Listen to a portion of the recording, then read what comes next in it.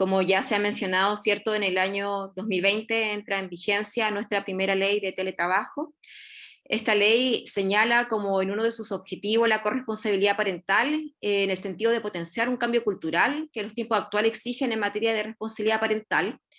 y de esta manera construir un país más justo, inclusivo, que no exige que esta responsabilidad sea compartida y que participen, por lo tanto, ambos padres, ¿cierto? Tanto la madre como el padre, activamente en la vida familiar, sin que eso signifique dejar de lado el desarrollo profesional, ya sea de uno u otro, y logrando un equilibrio en la familia, lo que es la base de toda sociedad. Así lo señalaba como uno de los objetivos, ¿cierto? El proyecto de la ley 21.220.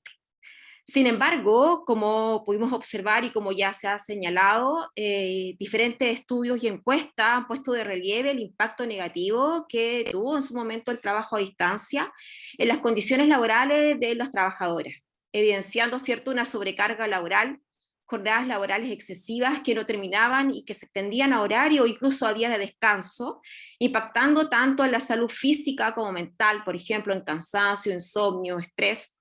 y que en este caso lo que se tradujo en que trabajar desde casa se hacía mucho más difícil, la dificultad de poder separar, ¿cierto?, el trabajo de lo que son las labores de familia, y lo que ha significado para muchas mujeres trabajadoras tener que conjugar estas obligaciones laborales con las labores domésticas o de cuidado, que tradicionalmente han sido asociadas a las mujeres. Incluso, como se señalaba, ¿cierto?, hace un momento por parte de la OIT, un estudio realizado durante el pic de la pandemia, realizado en julio del 2020 por el Centro UC, ¿cierto?, de Encuestas y Estudios Longitudinales, en conjunto con ONU Mujeres y el Ministerio de la Mujer y Equidad de Género, nos mostró una dura realidad, donde señalaba que un 38% de los hombres reconoce destinar 0 horas semanales a tareas domésticas comunes, como hacer aseo, cocinar o lavar.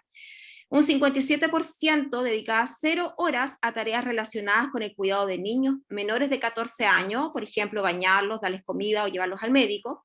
Pero además señalaba que el 71% de los hombres encuestados invierte 0 horas en apoyo a las tareas escolares de sus hijos. Por esto que el trabajo a distancia o teletrabajo puede impactar en forma negativa en la corresponsabilidad,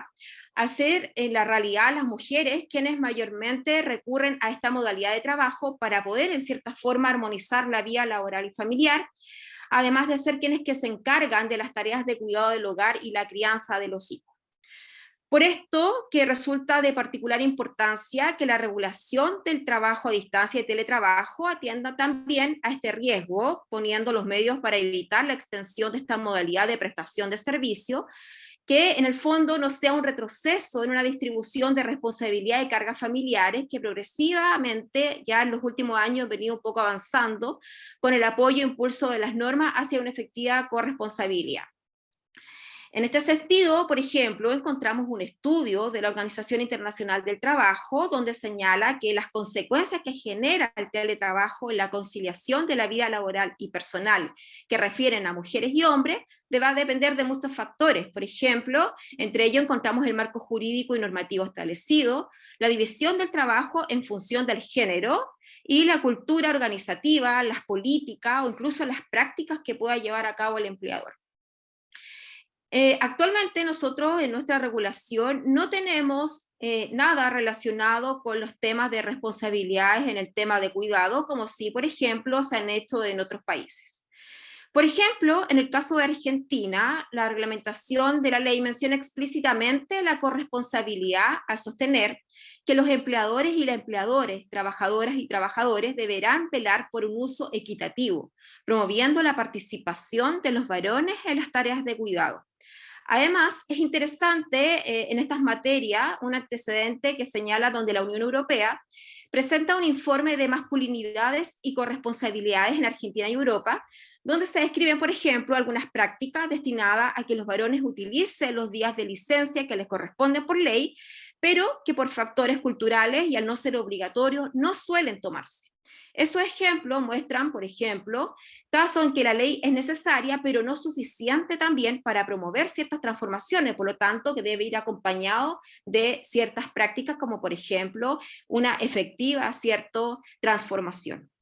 La ley establece en su artículo 6, en el caso de Argentina, que quienes hagan teletrabajo y acrediten de manera única o compartida el cuidado de personas menores de 13 años con discapacidad o adultos mayores que convivan con la persona trabajadora y que requieran asistencia específica, tendrán derecho a horarios compatibles con las tareas de cuidado a su cargo y a interrumpir la jornada, lo que obviamente implica un gran avance en lo que respecta a esta conciliación del trabajo con la vida personal y las tareas de cuidado, lo que permite adaptar los horarios laborales a otras necesidades. Sin embargo, las tareas de cuidado no involucran solamente a personas convivientes de la misma forma, o por ejemplo a los niños menores de 13, que por lo tanto podrían ser también un avance en esas materias. En el caso de Costa Rica, encontramos el decreto 42.878, que establece una política nacional de cuidado cuyo objetivo es la corresponsabilidad de los cuidados y también la igualdad de género. Y también resulta interesante en estas materias, ¿cierto?, el antecedente de la Unión Europea, que mediante una normativa, que es la Work-Life Balance, aprobada en el 2019, donde garantiza que trabajadores y trabajadoras puedan solicitar formas de trabajo más flexibles, donde encontramos el teletrabajo, cuando cuentan con hijos o hijas de hasta 8 años y tienen personas a cargo que requieren un cuidado. Es decir, que la soberanía del tiempo de trabajo no se circunscribe a quienes realicen modalidades de teletrabajo, sino que más bien pasa a ser un derecho en cualquier relación laboral, y el teletrabajo acontece, ¿cierto?, como una herramienta para poder garantizarlo. Otro de los ejemplos lo encontramos en España, donde en primer lugar está el Real Decreto Ley 6 del 2019, de medidas urgentes para la garantía de la igualdad de trato y oportunidades entre hombres y mujeres en el empleo y la ocupación, donde este apuesta por la corresponsabilidad como un instrumento para favorecer la efectiva igualdad de mujeres y hombres en el mercado de trabajo. Especial importancia dio en este sentido la superación de una concepción puramente neutra de estos derechos de conciliación que en la práctica no resulten útiles para favorecer la labor del otro progenitor en las tareas de cuidado de los hijos o de los familiares dependientes. Rol importante tuvo en España la igualdad, por ejemplo, de los permisos por nacimiento y cuidado de hijos, que constituye sin duda una de las medidas que pueden resultar mucho más efectivas que la mera adición de derechos en la conciliación sin favorecer o impulsar su utilización o ejercicio por los hombres. Como sabemos, ¿cierto?, en Chile existe una gran diferencia a la hora de estos permisos, donde la mujer tiene 6 meses de postnatal y el hombre solo 5 días. Sin embargo, en el caso de España ya esto ha sido equiparado. Otra medida es el Real Decreto Ley 28 de 2020, denominado Igualdad de Trato y de Oportunidades y No Discriminación, donde aquí se establece, por ejemplo, que las empresas estarán obligadas a evitar cualquier discriminación directa o indirecta, particularmente por razón de sexo, de las personas trabajadoras que prestan servicio a distancia. Además, señala, de conformidad con lo previsto en la normativa aplicable, que las empresas deberán tener en cuenta las particularidades del trabajo a distancia, especialmente del teletrabajo, en la configuración y aplicación de medidas contra el acoso sexual, acoso por razón de sexo, acoso por causa discriminatoria o acoso laboral. Además, señala que las personas que realizan trabajo a distancia tienen los mismos derechos que las personas trabajadoras presenciales en materia de conciliación y corresponsabilidad, incluyendo el derecho de adaptación de jornada que está establecido en el 34.8 del Estatuto de los Trabajadores, a fin que no interfiera el trabajo con la vida personal y familiar.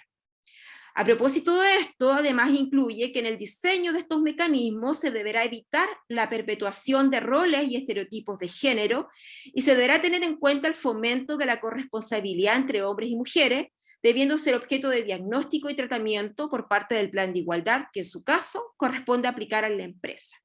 Conjuntamente con esto, el Estatuto de los Trabajadores de España señala en su artículo 34.8 que las personas trabajadoras tienen derecho a solicitar las adaptaciones de duración, distribución de jornada, en la ordenación del tiempo de trabajo y en la forma de prestación, incluida la prestación de su trabajo a distancia para hacer efectivo su derecho a conciliación de la vida familiar y laboral. Estas adaptaciones, señala, deben ser razonables y proporcionadas en relación con las necesidades de la persona trabajadora y con las necesidades organizativas y productivas de la empresa. Y en el caso que tengan hijos o hijas, las personas trabajadoras tienen derecho a efectuar esta solicitud hasta que los hijos o hijas cumplan 12 años. Es decir, como podemos observar, tenemos diversas regulaciones en algunos países que se han hecho cargo de señalar expresamente estas medidas que son tan necesarias y en el fondo que deben ir acompañadas, además de otras medidas como la fiscalización, para que sean efectivas y que permitan una efectiva equidad y igualdad en estas materias. Eso sería.